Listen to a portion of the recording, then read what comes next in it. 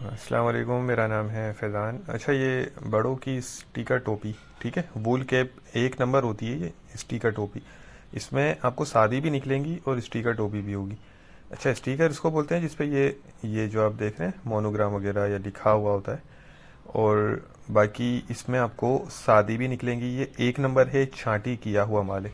और 300 पीस होते हैं इसके अंदर माल। इसका देखते जाएं आप। ये 300 पीस का पैकेट बना हुआ है। बड़ों की टोपी है ये, वूल केप कहा जाता है, गरम टोपी होती है, ठीक है। और माल माशाल्लाह बहुत ज़बरदस्त कलरफुल है प्री लव्ड लंडे वाला ही है, लेकिन माल बहुत ज़बरदस्त होता है इसके अंदर। और साइज़ मैंने आपको बता दिया, बड़ों का है। ये आपको 300 पीस का जो है ना पैकेट मिलेगा। कम से कम एक पैकेट इसमें आपको लेना होगा, ठीक है।